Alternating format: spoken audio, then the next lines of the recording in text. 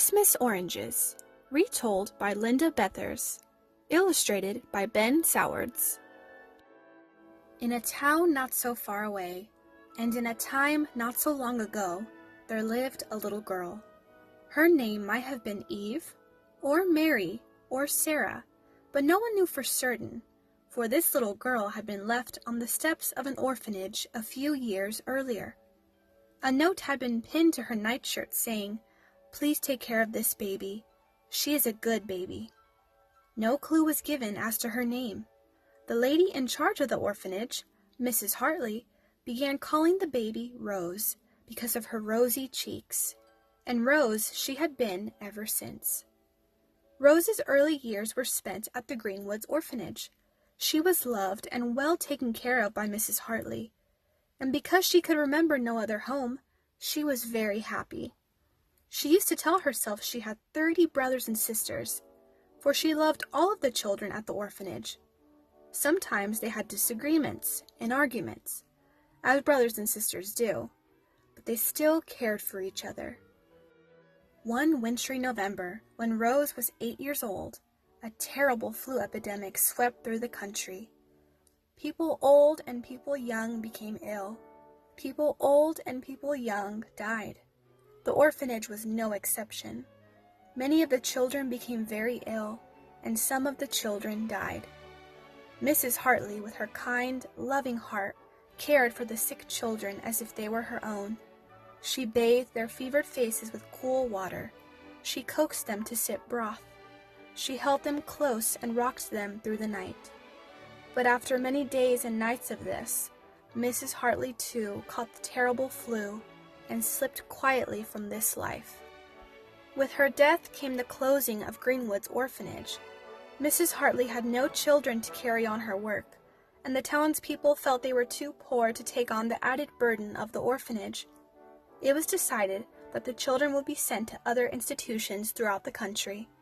And so, a few days later, Rose found herself on a train, traveling through the night, to a new town and a new home at another orphanage.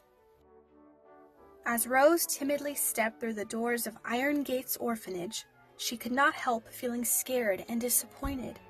Her new home was nothing like the one she was used to. Instead of warm, soft blankets on the beds, there were scratchy gray ones. Instead of hand-stitched rugs in the halls, there were bare floors. Instead of kind, loving Mrs. Hartley to care for the children, there was stern, strict Mr. Crampton to run the orphanage. Instead of 30 familiar friends smiling at her, there were 30 strangers staring at her. "Silence!" Mr. Crampton ordered before marching forward to give Rose a disapproving, inspecting look. Turning to the other children, he said, "This is Rose. See that she understands the rules of Iron Gates Orphanage. Emily, take her to the sleeping room and then show her the chores she will be expected to do.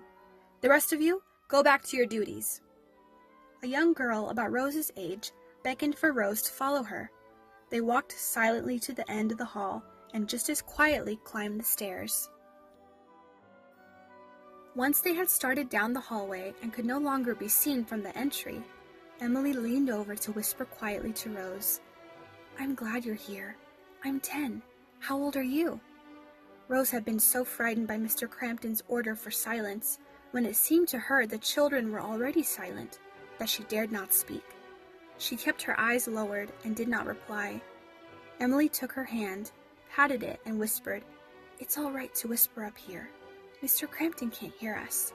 It's only when we're downstairs, or when he's around, that we have to hold still and be still. That's rule number 1. Hold still and be still. Up here we can talk and be friends." Even though Rose still dared not speak, she smiled a tiny, shy smile at Emily. Over the next few weeks, Rose learned the rules and ways of Iron Gates Orphanage, some from the other children whispering them to her, and some after she had broken a rule.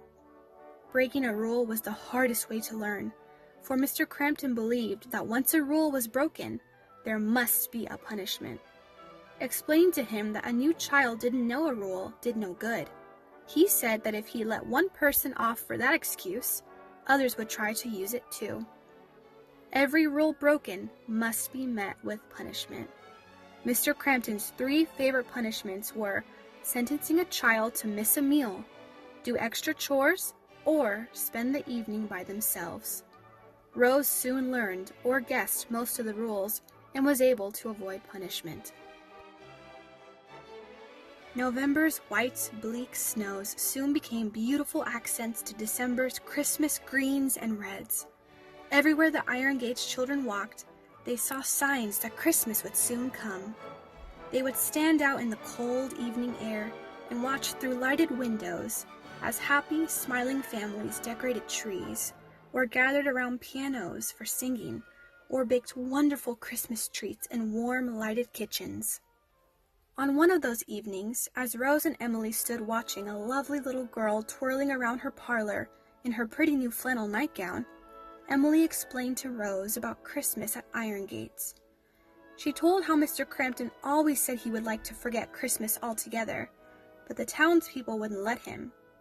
To keep them happy and to keep up appearances, he allowed a tree to be put up on Christmas Eve after the children had gone to bed. He didn't want it up any earlier because he said it excited the children and made them noisy and unmanageable. One generous older man in town always donated a box of oranges to the orphanage for the children's Christmas breakfast. To avoid buying shiny glass balls or other ornaments, Mr. Crampton had the oranges strung with loops and placed on the tree. Emily told Rose how beautiful the dark orange color looked against the pine boughs, and how wonderful the citrus and pine fragrance was that filled the entry. Rose had never seen or smelled an orange before. At Greenwood's orphanage, there hadn't been any extra money for such an expensive treat. The Christmas morning surprise there had been a small spoon of sugar on the porridge. The children had always debated whether it was best to stir the sugar in and try to sweeten the whole bowl full, or leave it in a little pile in the middle of the porridge and eat it all in one delicious bite. Emily tried to explain to Rose about oranges. She said that they were sweeter than sugar in a clean, fresh way. She had thought about it a lot, and she was sure that angels ate oranges in heaven. Rose listened to all of this with wide-eyed wonder. She didn't know how she could possibly wait for 3 more days until Christmas morning. On Christmas Eve, as the children lay in their beds, they whispered excitedly about how beautiful the tree would look and how grand it would be to have a touch of Christmas in the orphanage, even if it was only for 1 day. It was good that Mr. Crampton's room was downstairs, for he would surely have been angry with all the whispering and wiggling in the bedrooms that night. Rose lay in her bed and tried to go to sleep. She held perfectly still. She closed her eyes. She thought of the words to the lullabies that Mrs. Hartley had sung each night. She tried breathing in and out very slowly, but no matter how hard she tried, she kept thinking about the oranges that would be on the tree, the oranges that she would finally get to taste the next morning. As the night slowly crept by, Rose tried to guess what time it was. When she could stand it no longer, she slipped out of bed and tiptoed to the door. She looked back, but the other children were still asleep. She opened the door carefully so as to not disturb the others, and softly, silently, padded down the hall to the banister railing. Kneeling down, she gazed in wonder at the beautiful tree with the prized oranges and shimmering candles trimming it. Rose knelt there for only a moment. Then she just as silently walked back to her bed. She lay down and was at last able to sleep. Now what Rose hadn't seen was that Mr. Crampton was awake and standing in the doorway to his room. He had watched Rose walk to the rail, kneel down, and then return to her room. He had almost called her back then and there to give her a lecture and pronounce a punishment. At the last minute, he had decided to wait until morning, when he could use Rose as an example to teach all the children a lesson in obedience. The sun had barely begun to outline the housetops when the children were awake, dressed and waiting in 2 straight lines in the aisle between their beds. Standing perfectly still had never been so hard. "Well," Mr. Crampton observed dourly, "that's one good thing about Christmas. All of you can remember how to behave on Christmas morning. Before we start downstairs, we need to take care of someone who didn't know how to behave last night. Rose, for sneaking out of bed and wandering in the halls after the lights were out last night, you will be punished. This is a most serious offense, so you will receive all 3 punishments." The children gasped. No one had ever been given all 3 punishments at one time before. Mr. Crampton paused for a moment to let his words sink in before he continued. "You will spend the day up here by yourself. You will scrub the floors of these rooms, and you will not get a Christmas orange. The rest of you, go downstairs. Rose, go get your buckets and begin." The joy had been taken out of the morning for all the children. They knew how much Rose had been looking forward to tasting her first orange. They had all told her how wonderful oranges were and had been waiting to see her face as she tasted one for the first time. The children filed slowly out of the room and down the stairs. They each took their orange from the tree and walked quietly into the cold hall to eat breakfast.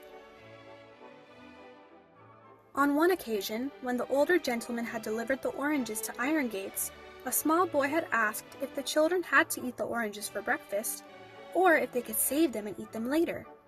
The gentleman had laughed heartily and told the children that because it was Christmas, they could eat the oranges whenever they wanted.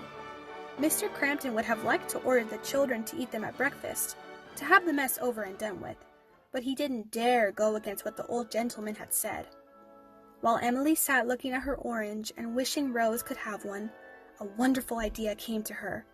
Her heart started beating faster, her eyes sparkled, and her mouth curved up in a happy smile.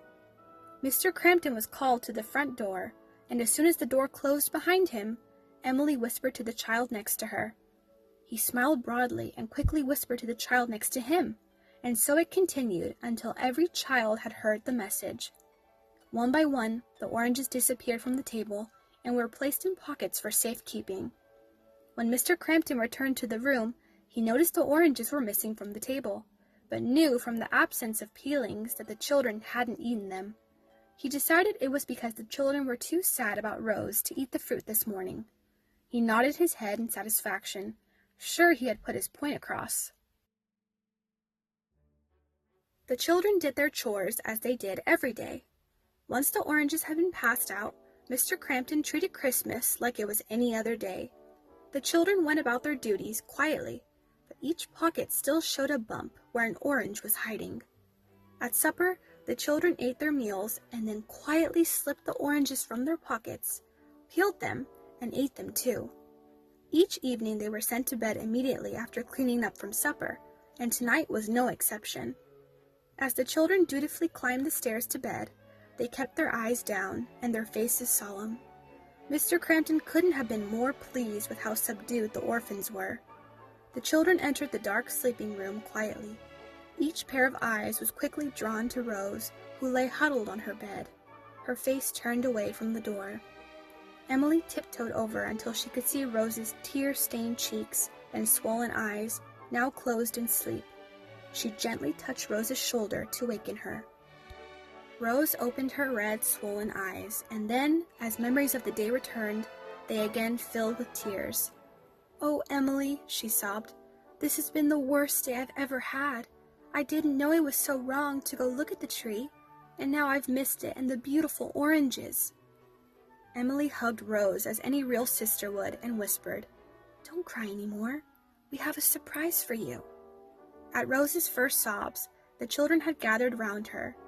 Now from a pinafore pocket came a small white bundle. Emily took it and gently placed it in Rose's hands. Because no lights were allowed on in the sleeping rooms, Rose couldn't see what Emily had handed her. She turned toward the window, where soft moonlight spilled in through bare, dusty panes. There in her hand was a handkerchief that had been taken from the clean laundry that afternoon. It was carefully folded over a round object. Rose hardly dared to hope that this might be what she thought it was. She looked up at the children gathered around her bed. In the faint light, she could see the excitement on their faces as they watched her every move.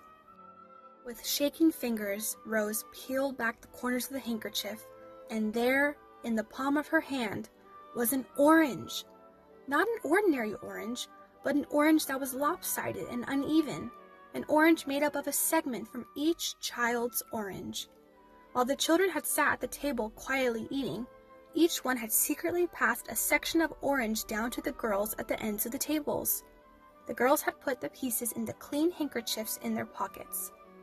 "Smell it," someone whispered excitedly. Rose raised the handkerchief to her face and drew in a deep, fragrant breath. She closed her eyes and held her breath for the longest time, then released it through an ear-to-ear smile. All the children smiled with her.